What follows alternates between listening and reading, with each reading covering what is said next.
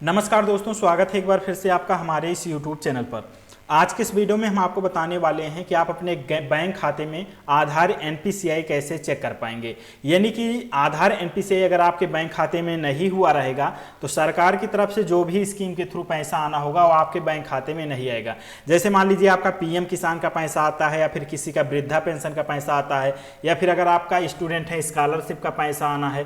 ठीक, तो अगर कोई भी गवर्नमेंट यानी कि सरकारी स्कीम के थ्रू पैसा आना है और आपके बैंक खाते में NPCI या फिर आधार DBT उसे बोलते हैं, या फिर जो है आधार सीडिंग बोल सकते हैं, तो अगर नहीं हुआ है तो आपका पैसा नहीं आएगा। तो इसे चेक करने का तरीका बताएंगे और साथ ही अगर नहीं हुआ है तो कैसे करना है उसके भी बारे में बताएंगे। ठीक, तो चलिए वीडियो को शुरू करते हैं। तो इसके लिए क्या करना है, सबसे पहले आपको अपने मोबाइल फोन या फिर कंप्यूटर में गूगल खोलना है और सर्च बार में यहाँ पे आपको इस वेबसाइट का नाम टाइप कर देना है myaadhar.uidi.gov.in। ठीक, इस तरह से इतना लिख के और जैसे आप सर्च कराएंगे तो माई आधार की जो वेबसाइट है कुछ इस तरह से खुल के आ जाएगी। अब यहाँ पे आप स्क्रॉल करिए, नीचे जाएंगे तो यहाँ पे देख सकते हैं कि ऑप्शन दिया है बैंक सीडिंग स्टेटस, यानी कि आप इसके ऊपर क्लिक करेंगे और यहाँ से आप चेक कर सकते हैं कि आपका NPCI हुआ है या फिर नहीं हुआ है। तो यहाँ पे क्या करना है कि आपको अपना आधार नंबर डाल देना है और इस कैप्चा कोड को यहाँ पे फिलअप करके लॉगिन विथ OTP के ऊपर क्लिक कर देना है। ठीक, जैसे आप लॉगिन विथ OTP के ऊपर क्लिक करेंगे आपके आधार से लिंक मोबाइल नंबर पर एक छांग का OTP चला जाएगा और उस OTP को यहाँ पे आपको फिलअप कर देना है। तो मैं उस OTP को यहाँ पे जो है डाल दे रहा हूँ और OTP डालने के बाद में आपको क्या करना है, नीचे लॉगिन का ऑप्शन है, लॉगिन के ऊपर क्लिक कर दीजिए। ठीक, लॉगिन करेंगे तो यहाँ पे आप लॉगिन हो जाएंगे और लॉगिन होते ही यहाँ पे आपका जो आधार कार्ड में फोटो होगा यहाँ पे शो होने लगेगा। ठीक, अब यहाँ पे स्क्रॉल करके नीचे दोबारा से उसी ऑप्शन पे आपको फिर से जाना है बैंक आधार यानी बैंक सीडिंग स्टेटस के ऊपर। अब यहाँ पे क्लिक करेंगे तो आपका स्टेटस शो हो जाएगा। ठीक, तो यहाँ पे देख सकते हैं लिखा है congratulation your Aadhaar bank mapping has been done.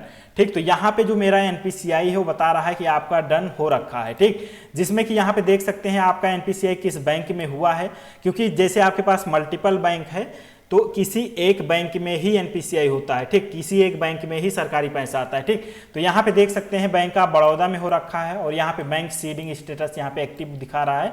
ठीक, तो अगर इस तरह से आपको दिखा रहा है तो समझ लीजिए कि आपका NPCI हो रखा है। ग्रीन कलर में अगर टिक लगा है तो आपका NPCI हो रखा है, आपको NPCI करवाने की जरूरत नहीं है। आपका जो भी गवर्नमेंट स्कीम के थ्रू पैसा आना है वो पैसा आसानी से आपके बैंक खाते में आ जाएगा। लेकिन यहाँ पे अगर आपका जो है नहीं दिखा रहा है, यहाँ पे इनएक्टिव दिखा रहा है और यहाँ पे आपका जो है बैंक मैपिंग जो ये Aadhaar bank mapping has been done करके दिखा रहा है, यहाँ पे नहीं लिखा है, तो इसका मतलब ये है कि आपका NPCI नहीं हुआ है।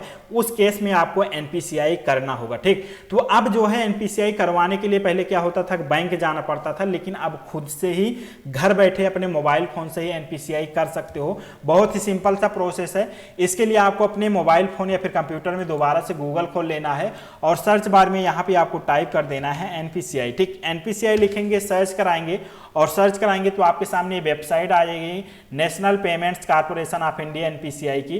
तो आपको इसके ऊपर क्लिक करना है। क्लिक करेंगे तो यहाँ पे ये पेज खुल के आ जाएगा। अब यहाँ पे स्क्रॉल करके नीचे आएंगे तो यहाँ पे जो कंज्यूमर का ऑप्शन है, कंज्यूमर वाले ऑप्शन पे क्लिक करेंगे तो यहाँ पे एक ऑप्शन दिया है भारत आधार सीडिंग इनेबलर करके, तो आपको इसी के ऊपर क्लिक करना है। क्लिक करेंगे तो ये पेज आपके सामने नेक्स्ट जो है खुल के आ जाएगा। ठीक, तो यहाँ पे देख सकते हैं पेज खुल के आ गया है। अब यहाँ पे आधार सीडिंग डीसीडिंग वाले ऑप्शन पे यहाँ पे क्लिक करना है। क्लिक करेंगे, अब यहीं से आपको NPCI करना होता है। जो भी बैंक का आपका करना चाहते हैं ऐसे कर सकते हैं। तो सबसे पहला काम है कि यहाँ पे एंटर योर आधार नंबर में आपको अपना पूरा आधार नंबर यहाँ पे फिलअप कर देना है। ठीक, और यहाँ पे आपको सीडिंग वाले ऑप्शन पे क्लिक कर देना है। ठीक, तो सीडिंग वाले ऑप्शन पे क्लिक करेंगे तभी आपका NPCI होगा। उसके बाद नीचे जाएंगे, यहाँ पे सेलेक्ट बैंक अकाउंट में आपको अपना बैंक अकाउंट यानी कि किस बैंक का यानी कि आपको NPCI करना है। जैसे मान लीजिए आपके पास बैंक ऑफ बड़ौदा है, स्टेट बैंक है, ग्रामीण बैंक है, किसी एक में ही आप NPCI कर सकते हैं, यानी कि सरकारी स्कीम का पैसा किसी एक बैंक में ही ले सकते हैं। तो जिस बैंक में करना चाहते हैं उस बैंक का नाम सेलेक्ट करेंगे। मान लीजिए आपको स्टेट बैंक में करना है तो यहाँ पे सेलेक्ट करेंगे स्टेट बैंक, तो यहाँ पे स्टेट बैंक आ जाएगा। मान लीजिए आपको बैंक ऑफ बड़ौदा में करना है तो यहाँ पे टाइप करेंगे बैंक ऑफ बड़ौदा, तो बैंक ऑफ बड़ौदा आ जाएगा। ठीक, तो यहाँ पे सारे बैंक दिए गए हैं, देख सकते हैं पूरी लिस्ट ही दी गई है। बड़ौदा, गुजरात ग्रामीण बैंक, सारा बैंक जितना है दिया गया है। अगर मान लीजिए कोई बैंक नहीं है तो कुछ ही दिन में वो भी अपडेट यहाँ पे कर दिया जाएगा। ठीक, तो यहाँ पे मान लीजिए हमें स्टेट बैंक में करना है तो हम स्टेट बैंक के ऊपर क्लिक करते हैं और यहाँ पे फ्रेश सीडिंग, और यहाँ पे तीन ऑप्शन दिया है, fresh seeding, movement same bank with another account, और यहाँ पे तीसरा ऑप्शन दिया है movement from one bank to other bank. ठीक, तो यहाँ पे जैसे आपको आपके बैंक खाते में यानी कि एनपीसीआई नहीं हो रखा है तो उस केस में आपको केवल फ्रेश सीडिंग को ही सेलेक्ट करना है। ठीक, वहां पे अगर आपका इनएक्टिव दिखा रहा है तो आपको फ्रेश सीडिंग को ही सेलेक्ट करना है। ठीक, लेकिन मान लीजिए किसी का एनपीसीआई हो रखा है और वो किसी दूसरे बैंक में करना चाहता है, मान लीजिए आपका पहले से जो है बैंक आप बड़ौदा में था, अब आप स्टेट बैंक में करना चाहते हैं, तो आप इस ऑप्शन को सेलेक्ट करेंगे movement from one bank to other bank, यानी कि एक बैंक से दूसरे बैंक के लिए आपको मूव कराने के लिए इस ऑप्शन को सेलेक्ट करना होगा, तीसरे ऑप्शन को। और जो दूसरा ऑप्शन दिया गया है यहाँ पे, ये ऑप्शन दिया गया है same bank with another account. किसी किसी का क्या होता था, पहले एक ही बैंक में मल्टीपल यानी कि 2 अकाउंट खुल जाते थे, तो वहां पे उस केस में जैसे मान लीजिए आपको किसी दूसरे अकाउंट में, मान लीजिए स्टेट बैंक में ही आपका 2 अकाउंट है, तो यहाँ पे इस ऑप्शन को आप सेलेक्ट करके same bank with another account को सेलेक्ट करके जो है कर सकते हैं। ठीक, तो उस केस में जो जिस भी अकाउंट में करना चाहते हैं उस अकाउंट को यहाँ पे डालेंगे। फिलहाल यहाँ पे अगर आपका नहीं हुआ तो सिंपल सा फ्रेश सीडिंग के ऊपर क्लिक करिए और यहाँ पे आपको अपना खाता संख्या यानी कि अपना अकाउंट नंबर डाल देना है। कन्फर्म अकाउंट नंबर में पूरा अकाउंट नंबर दोबारा से डाल देना है। उसके बाद नीचे जाएंगे, इस चेक बॉक्स को टिक मार्क लगाएंगे। ये जो कैप्चा कोड दिया गया है, इस कैप्चा कोड को यहाँ पे फिलअप करके सबमिट के ऊपर क्लिक करेंगे।